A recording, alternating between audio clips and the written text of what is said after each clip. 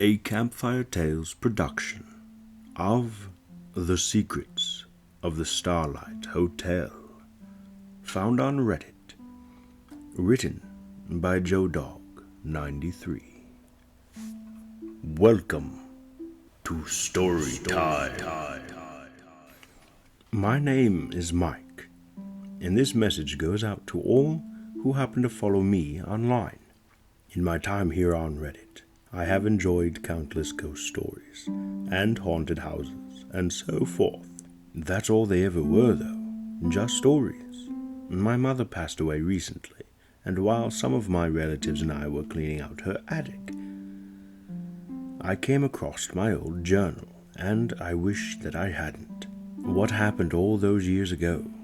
It all came flooding back through the dusty, weathered pages of an old notebook.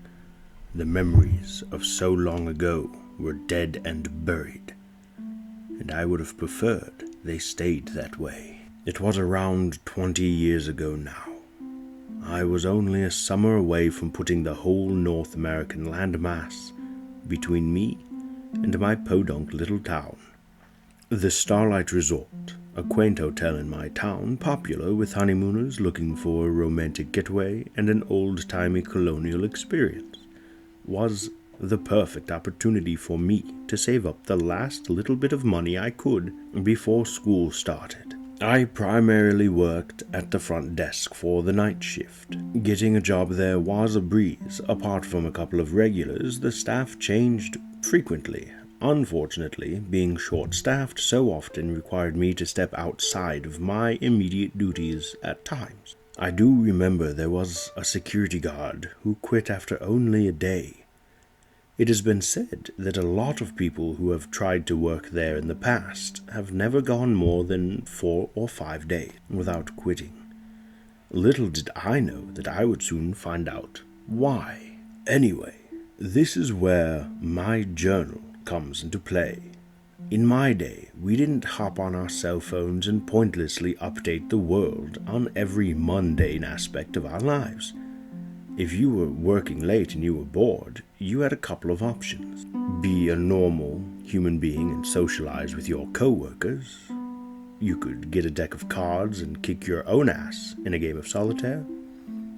Or you could make your own entertainment, which in my case was journaling. In high school, English was my best subject, and I had planned on majoring in it in college, to either go into teaching or journalism or something of the sort. So I was no stranger to jotting down my thoughts and feelings. At this point in my life, writing came second nature, and it was the best therapy that money didn't have to buy.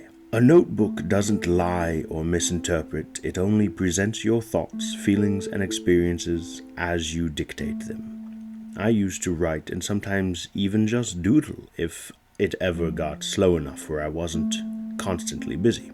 I knew of the hotel's supposed haunting and figured it might be fun to jot down some notes, if I ever saw or felt anything out of the ordinary. At the time, the most I thought was ever going to come from it were a few instances of cold drafts and some flickering lights. Attached below is a previously unobserved glimpse into the nightmares that I experienced while working at the resort. It was not unusual for me to jot things down, at least twice a night. Once before I started a shift, and once more after I got on break. To make things easier, I've split my writings into 2 separate parts per entry. June 21st, 1999. Who would have thought I'd wind up here at the Starlight Hotel? I'm sitting in the lobby as I write this. The history of this place still lives on through the atmosphere here, floating through the musty air and embedded in the handcrafted mahogany furniture. And it seems like the stories about this place go back as far as the hotel itself. Kevin Mackinson from gym class used to always talk about the lady in red. A long time ago, farther and farther back, depending on who you ask, a bride committed suicide on the night of her wedding. The story goes that a young bride having her wedding here in the reception lounge jumped off of the top floor of the hotel after discovering her new husband was having an affair. Legend has it that she can still be seen wandering the top floor all hours of the night, her face and dress covered in blood and broken bones from the impact of the fall. I guess that's where the red comes from. To be a young little freshman again. It seems like every town has their own story about a ghost bride. I can't believe people still fall for that one anymore. It does have me thinking, though. All these rumors floating around about this place, even if they are fake, the stories themselves have to be based on something. Maybe there's no ghost, but you never know. Affairs destroy marriages every day. And as unfortunate as it is not unheard of for someone to fall out a window or something like that. Behind every legend could be a little piece of this place's history. Piecing together the secrets of the Starlight Hotel might be fun. Well, I must take off for now. My shift is starting and Mr. Gilbert, the boss, needs me. June 21st. Continued. Okay, so that was odd. The time is 12:38 a.m. It was about 20 minutes ago when this first happened. But this is the first moment's reprieve I've gotten. I want to get this out while it's as fresh in my mind as it can be. I was delivering some miscellaneous things to a couple of rooms on the top floor. It was just my luck that the elevator happens to be out of service. So I have been getting my exercise in the access stairwell. The cold, hard metal from the hand railing was at war with the fire burning in my lungs from the physical activity. I had reached the top floor and headed for the door when a thunderous bang sent me soaring out of my skin. On the opposite end of the door, gazing through the door's window, looking square at me, was an unbelievably whitish young woman. Her face was shrouded in crimson, sandy blood. She screeched in pain. "Open the door! Get in here now!" Blood on her hands writhed as she slammed down the door, commanding my attention. I don't know what came over me, but the next thing I knew, my hand was hugging the handle and welcoming her into my space. She clutched onto me and started smearing blood all over my clothes as she whimpered into my ear. "Where the hell have you been?" Frozen in fear and unable to answer a second question came forth. "Are these my towels?" It was then that I remembered room 1307's request, one of the reasons I had been sent up there in the first place. "Damn it!" the woman complained. "It's been 10 minutes now." She grasped a stack of towels and pressed them against her nose. The poor woman was taking a bath and went to wash her hair and smashed her face on the faucet. Talk about a jolt to the system. That was an image I won't soon forget. I am finally back at the front desk now. It took forever to talk to the woman and fill out the incident report. Okay, so it wasn't the lady in red, but it was a lady in red. Does that count for anything? June 22nd. Night 2. Here's to you. And here's to an incident-free night. No more bloody noses from here on out. So far, things have been quiet. Quieter, anyway. I have company tonight. Someone else is on duty with me. Her name is Vivian. I could have used her help last night, but she mentioned something about her kid being sick with a cold. Her son, I think. And not being able to get a babysitter. You should have heard Mr. Gilbert when she showed up. I didn't know how this chick put up with this abuse. It's one thing to reprimand an employee for being late or not calling into work, but he was flat out berating her and bellowing at her like she was only a small child. He kept going on about how she needed to take accountability, that she was still just a child with her child of her own. She must really need this job if she's putting up with that garbage. Here she comes now. She must have been in the bathroom for half an hour. I think she was crying. Anyway, still nothing crazy to report tonight. At least nothing as crazy as last night. It's probably silly for me to even bring this up, but I just can't get it out of my mind. I was ready to write the whole thing off myself until guests started calling in and complaining. It sounded like moaning. I had noticed it earlier when I was running some things up to the second floor. Looking at the manifesto and judging by the rooms calling in, I would say it's coming from room 209. That's the only room on the floor that hasn't called complaining.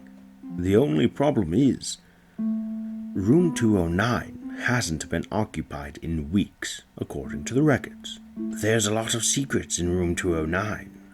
That phrase is giving me the chills right now. That one used to spread like the plague up and down my school's cafeteria.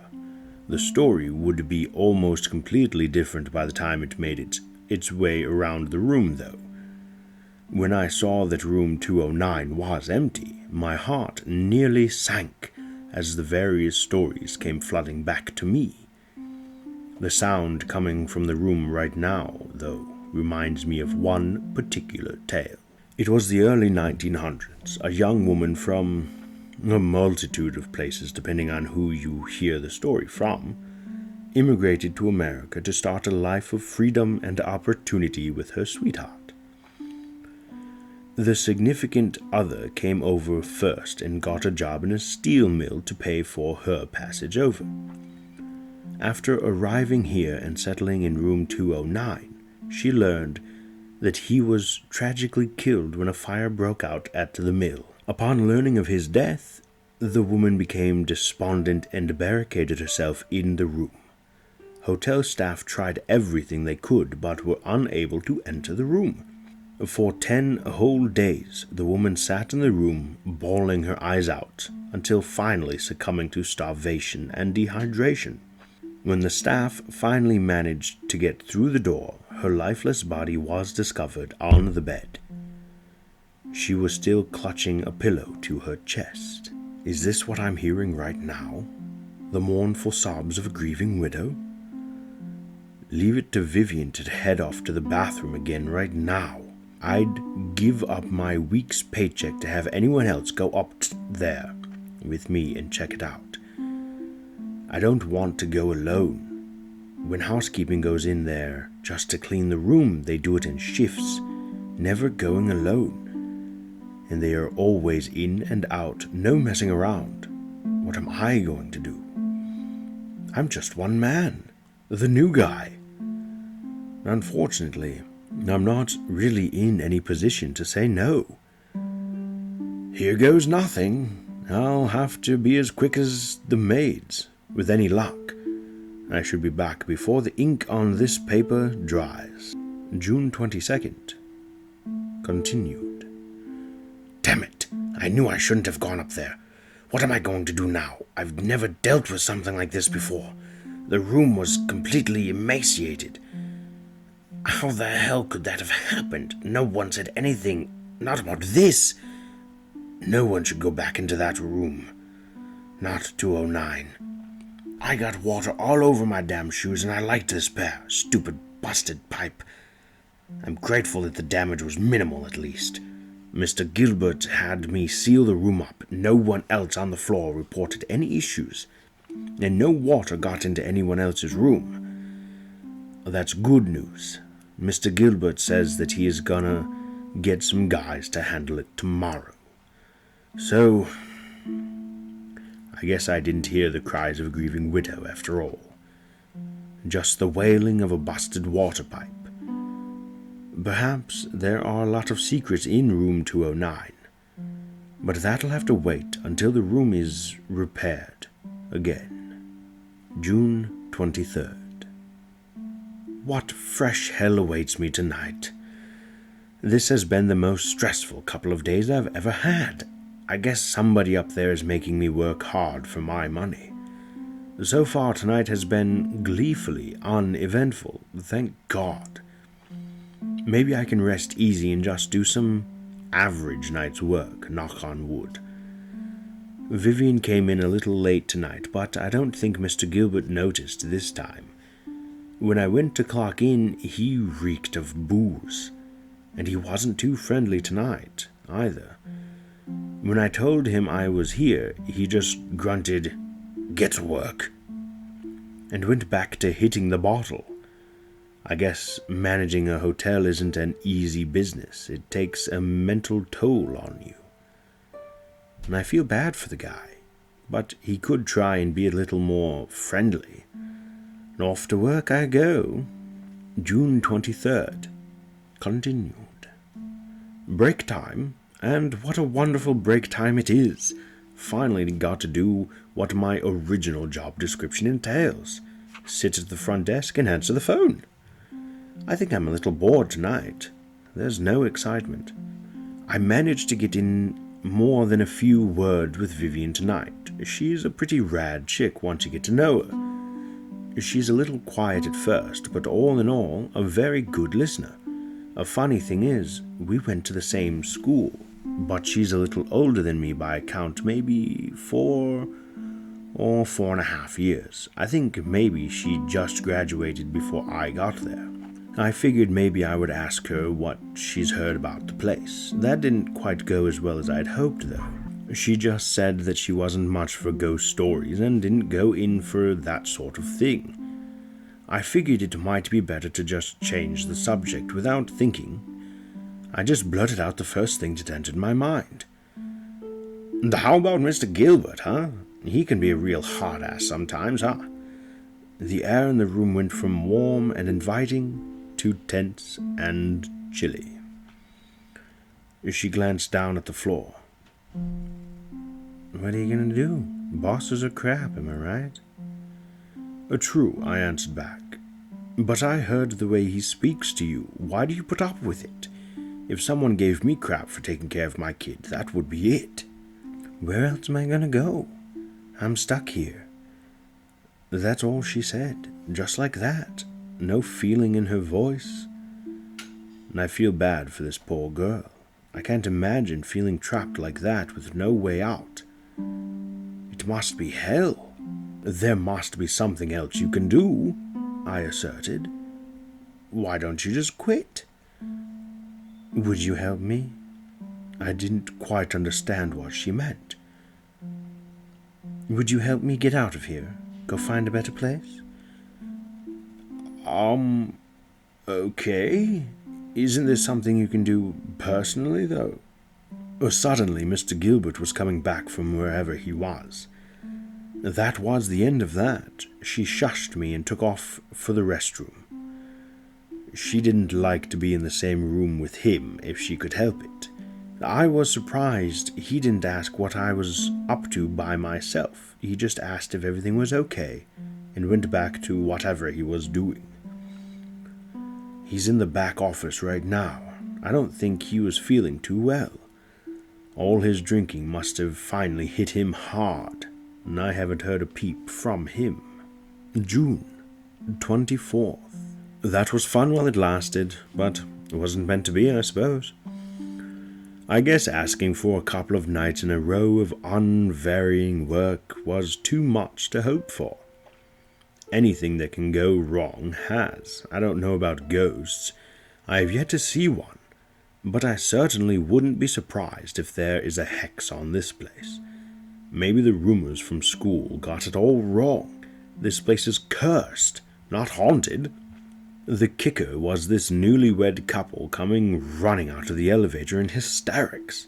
The man was dressed with the sorriest excuse of a police officer I've ever seen, and the woman had on a practically see-through nightgown and undergarments of the edible variety. They claimed they were sleeping when the wife slipped out of bed. Her wrist was swollen like gnawed-up chewing gum, and her eye was black as a moonless night. I highly doubt anyone goes to sleep dressed like they were.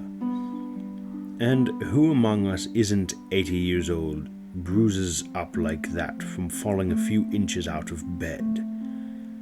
Mr. Gilbert barked at me to get upstairs and check out the room, as if Vivian and I didn't have enough on our plates. She was busy with the real glamorous work, cleaning up after someone who came in drunk off their ass and couldn't make it into the bathroom. When the newlywed couple and I made it to their room, it was just as I thought. An alien from outer space could deduce that no one had been asleep in this room.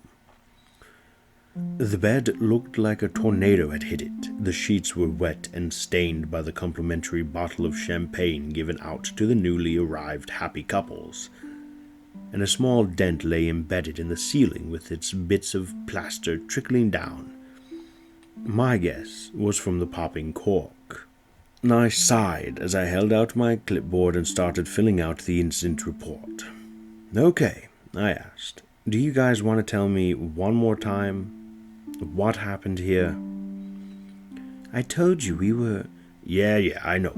You were sleeping," I interjected as I finished filling out the report. "To tell you the truth, I'd rather not even know," I continued. "Thanks for giving out your contact information. A hotel representative will be in touch with you guys in a couple of days." I turned out of the room and didn't look back. Who knows what I might have seen had I looked more thoroughly. After winding around a few turns of cold, narrow, dimly lit hallway, I came upon the elevator. An odd mixture of anxiety and melancholy permeated the air as I waited for the ride down. It was hard to explain, but it was like someone was waiting with me for the elevator, like a presence that just wanted company and didn't want to be alone. It didn't feel threatening, but it would have creeped me out less if they tried to give me some sort of sign, instead of just being present. I recoiled in shock when the long-standing elevator door skidded open. Boo! Vivian sprang forward from the inside and took small, calculated steps toward me. This wearisome attempt at playfulness was uncalled for. There's a time and place for this sort of thing, and I'd rather not have the daylight scared out of me in the middle of a busy shift. "Geez, Vivian, you scared me half to death," I protested. "I've been looking for you. What's going on?" What hasn't been going on?" I complained. "I just got through with another incident report. How about you? How are things downstairs?" "That's actually what I wanted to ask you," she explained. "Do you know where Mr. Gilbert is?" "I was looking all over for him. Phones are ringing in the lobby and neither you or him were there." "Oh, great. She just left the phones ringing to come and find me." Mr. Gilbert was gonna be pissed. As much as I don't like his personality, sometimes I can kinda understand where his hostility comes from. Vivian is a great chick, but she has a real knack for not getting anything accomplished. I don't know, he told me to come up here and I've been busy dealing with this wacky honeymooners from hell ever since. I massaged my weary, weighty eyelids and thought harder. I think he was heading towards the kitchen the last I heard. I think a chef cut their finger on a knife or something. And now they've got a big problem. This night has been hell. She looked me dead square in the face. It was the first time we locked eyes. I never noticed how beautiful they were before. Like a painting, one that had faded over the years and didn't have that look anymore. These were the eyes of an old soul. "You're right," she said. "I know. Now we gotta get back downstairs before Mr. Gilbert has it in for both of us." "No, that's not what I mean. I mean, you were right before. It's time I go somewhere else. Find someplace better. It's time he knows." She couldn't possibly be serious. She had to pick tonight of all nights to quit. Damn it, I'm sorry, but this time I'm with Mr. Gilbert. Take some responsibility and don't just quit and leave everyone else hanging. What's she thinking? June 24th. Continued. Vivian is gone now. I haven't seen her since the elevator. I guess she left now. I haven't seen Mr. Gilbert for a while. I checked the kitchen thinking maybe he still hadn't wrapped things up over there. The light was on and the freezer was open a crack, but that's about it. I closed up and shut everything down in there for him. He'd kill me if I let the food go bad, if he had the energy after killing Vivian for her abrupt exit. On one hand, I am pissed that she just took off and left me, but on the other hand, I'm kinda glad I inspired her to move on in life. Well, another day, another dollar. I'll miss you, Vivian. It was nice getting to know you. June 25th. Some slight background information. This particular entry had to be logged on separate paper when I originally handwrote it. After you read it, you'll understand why. Oh dear God, what have I done? There was no one there. I didn't hear anything, not a peep. How didn't I see anything? There was a horrible accident. I showed up to work today, and a different manager was there. Mr. Gilbert was found dead this morning. Frozen to death after being locked in the freezer. I've been at the police station from 9 o'clock this morning until about 8:30 p.m. Since I was the only one at the front desk on duty when it happened, they had a flurry of questions for me. A note was found left behind at the hotel addressed to me. I must have never seen it last night. To this very day, the note she left behind still gives me chills. No pun intended. The original note was kept for evidence. I'm grateful that I had the foresight to make a copy of it before it was taken away from me. It read, "There once was a woman trapped in a freezer, ignoring her pleas. He did not release her, growing colder and colder. She could see her breath and died a slow and icy death. Despite his crime of ignorance, he had no shame. He will only learn if his fate is the same. The sins of the father must be repaid. Do your research, and you will find your proof convincing the one who was never aloof. You looked upon my situation with much pity, and now I found a way for you to help me. Trust what I say and do not bat an eye. This man is certainly not a good guy. You must strike now, it's prime time, hurry and return to the scene of the crime. There is only so much I can do, and the rest is to fall upon you. He will beg and plead and scream and shout, but you mustn't ever let him out. Congratulations, Mike. You spent your time here investigating legends. Now you have the honor of being a part of a real one. Thanks for sticking around as long as you did. No one else ever would. Vivian Gilbert." That was the first time I had ever heard her last name. I had no clue she was Mr. Gilbert's daughter. What the police told me next really threw me for a loop. They were insistent the note couldn't have come from her because she had been dead for the previous 10 years at the time. She and her unborn baby boy froze to death after she had wandered, I use the term wandered loosely, into the freezer. I couldn't believe what I was hearing. She couldn't have been dead. I'm 99% sure I heard Mr. Gilbert talking to her. It was all a bad dream. It had to be. But I wasn't waking up. The police took handwriting samples and were able to determine it wasn't me who wrote the note. So there was someone else in the hotel lobby beside me. Who was it really, though? End of journal entries. I never returned to work after that. The police interviewed everyone they possibly could, other hotel guests, staff members, for other shifts, but nothing ever panned out. Most of the security footage was mysteriously never captured from that evening. just a small portion of Mr. Gilbert staggering into the freezer and me nonchalantly closing it up. His death would go on to be ruled accidental, and I would be cleared of any wrongdoing. Some of the security footage from other nights would go into be reviewed, but never revealed anything new. I could always be seen talking to someone who was just out of the frame of the camera. In case you're wondering, I did look her up as the note suggested. The first thing that the computer spit back out at me was an old news article about a young pregnant woman found dead after a suspicious accident in the Starlight Hotel. There was even a picture attached. Distressing as it may be, I recognized the person in the photo all too well. And I think I inadvertently helped her condemn her father to the same fate that she had suffered by his hand.